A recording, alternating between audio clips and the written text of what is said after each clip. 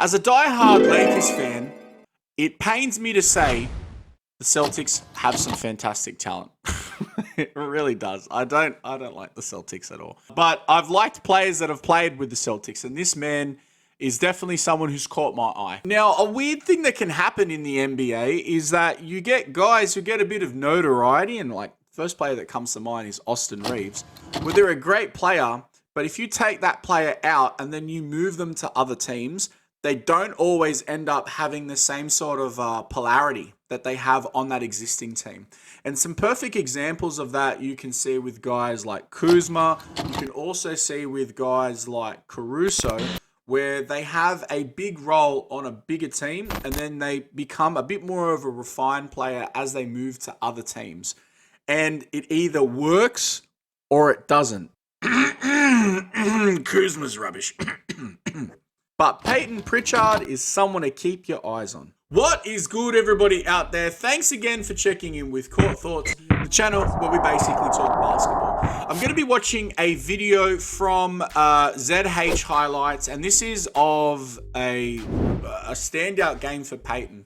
And he finished up with 29 points, 7 threes, and 7 rebounds against the Bulls, this was in the NBA Cup. This video's been out for a while now. But listen, whether it's a new video or it's not, it doesn't really matter because there's still lessons to learn. In fact, one of my favorite series, which if you guys want to see it, jump in the comments and let me know, was the Run It Back series, because we were able to watch some old players and see the skills and things that we could learn from their game and sort of translate it into a modern setting. Payton Pritchard is a aggressive and smart player. That's one of the things that I've liked of the games that I've watched of his. And listen, let's not overcomplicate it. Let's get into today's video. Let's check it out and see what we can learn. All right, I've just fast forwarded the video a little bit because old mate's got an ad on his video, and yeah, that's his ad, not mine. All right, let's get into it. All right, Payton on weak side 45. Catch and shoot.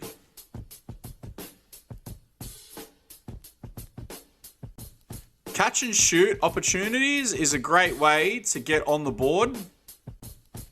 You got to be effective in catch and shoot situations. Pushes out to ball. There we go. Good dribble and retreat. Swing, soft curl down. Yeah, Kobe White couldn't get out to it. Being able to catch and shoot, it's a very simple and effective tool just to get on the board, man. If you can be effective on those catch and shoot situations, it makes you even. Oh, that hezzy, that little hesitation. I'm loving the off-ball movement. Heavy step. Oh my god. Oh my god.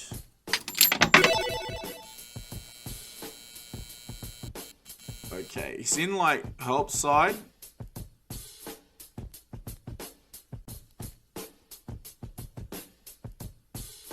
Okay. He was in help side.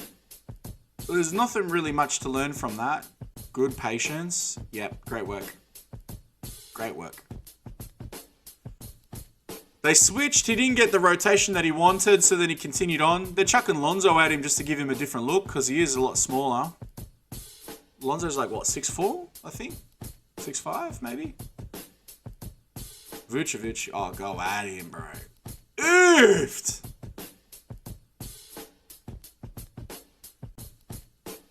Yeah, push out. Great finish, great push. It's a very short video, but there's a lot that we can learn. Let's get straight into it. Catch and shoot. Bro, catch and shoot, you can't underestimate the power of it. I've expressed this before, but you want to create opportunities for the reaction or for the counter.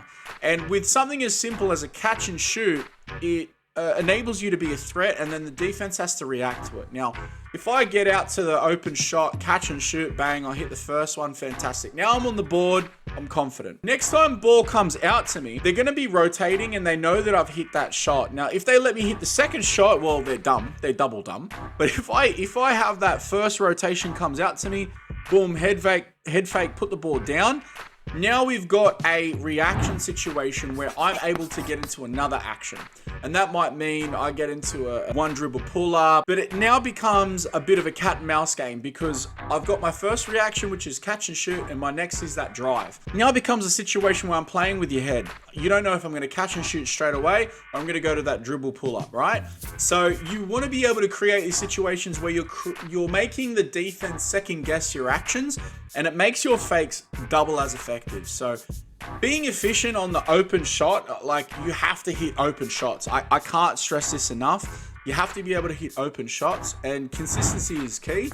And that's what allows you to be effective, because you don't want to have to get to the second and third shot. If you can even get to that first one and you just head fake and sort of get a reaction, you're already playing with them nice and early because they know what you're capable of. So being effective in that way, it just opens up your game. So catch and shoot, I really love that detail. The next thing I want to talk about is off-ball movement. When you see some of the most effective shooters in the history of the game of basketball, listen, you don't believe me? Do me a favor. Go watch Steph Curry, go watch Reggie Miller, and even Ray Allen. Actually, you know what? You know who else you can go check out? Rip Hamilton, right? Love Rip Hamilton. These guys were hyper effective at off-ball movement, predominantly off of screens. So there was a lot of flare screen actions, or there was like set picks where they're curling and sort of keeping this constant movement. And Payton did a really good job of that as well. His action points on the court seem to be on that 45 wing area. It doesn't really matter where your action points are on the court. Your action point, just for clarity, is like where your primary role position is. So if you think about most, sort of catch and shoot guys, is going to be in the corner. If you think about guys like Ray Allen, that's that corner to top 45, and that's what that Ray Allen cut is. That's the sideline cut. The action area where he's sort of effective is in that 45, right? But let's get back to the point. Curling off of the ball and that change of pace to be able to get to the ball and create that reaction again by getting to the ball and creating that catch and shoot momentum frees you up again. Now, obviously, your teammates play a part in this. Your teammates have to recognize that you're getting open to hit you with the ball. But that's not your job. Your job is to get open. The worst thing that you can do is to sit and do this. I'm open, bro. I'm open. Yeah, I know you're open. You're open for a reason, bro. Like, you're not moving. The defense has an easy job when you stand still. So moving around off of the ball is a really, really simple thing that you can do. You don't want to do too big of a movement where you might get into people's way. And this can be really difficult to apply in a team setting in a motion offense movement. So like an unplanned movement where you're just going out and you're sort of cycling through, but you'll know how your team plays, right? So let's just keep this really nice and simple. Your team is going to have a natural momentum, right? And you want to move in that natural momentum where you're not getting in the way. Timing and spacing is hyper critical, but moving off of the ball enables you to get free and to make the defense way more vulnerable.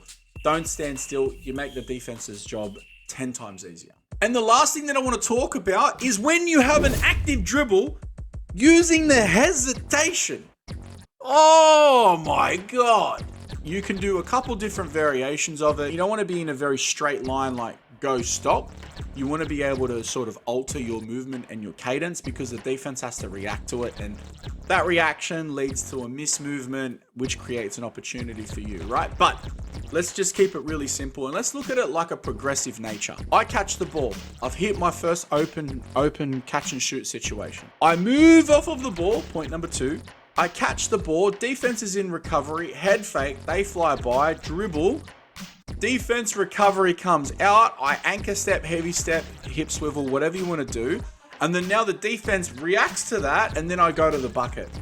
I've now got 3 levels scoring, right? I've got the catch and shoot, I've got the dribble pull up, and then I've also got the drive to the bucket, right? So creating these multi-layered finishing and this multi-layered approach to basketball doesn't have to be difficult. It doesn't have to be convoluted. If you keep the game simple, and I'm a big fan of keeping the game simple, it really just comes down to simple movements and simple additions that you can apply to keep the game really nice and neutral. If you go and watch any of Peyton's videos of like him working out in the garage and he's like slamming the ball and he's going hard with his dribble workout, you can see that this man's determined and he works on his game.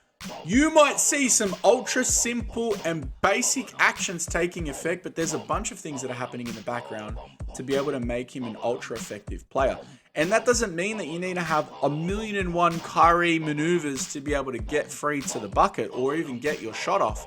But it's about being smart enough and capable enough to recognize where your opportunities are and what you can do to be effective on your team. That there is another episode of Court Thoughts. If you guys enjoyed today's video, please consider liking and subscribing. Jump in the comments and let me know what you thought. Was there a particular point in that really short clip that I should have talked about, or maybe something you want me to react to, even a player you want me to react to? Jump in the comments and let me know. Please consider liking and subscribing as I'm currently pushing to hit my new milestone of 2K. I want to hit 2K subs on this channel. It'd be really, really good. I've also got another channel as well, so you can go ahead and check that out. Links in the description. I do some other stuff. This is all basketball, baby. We keep basketball hoops right here. This is the house of hoops, all right? This is where it belongs. If you want to be a better player, a good thing that you can do is go ahead and check out my book. Link is also in the description. There's an audio version. If you don't want to read, there's a PDF version if you want to read. Or you can get the deluxe version where I give you both. And guess what? Your boy read it. It's nice and cheap. It's got a lot of information in there. Hopefully you guys will find it useful. But listen, until I see you next time, make sure you're looking after yourself. You take care. Be safe. All right. Peace.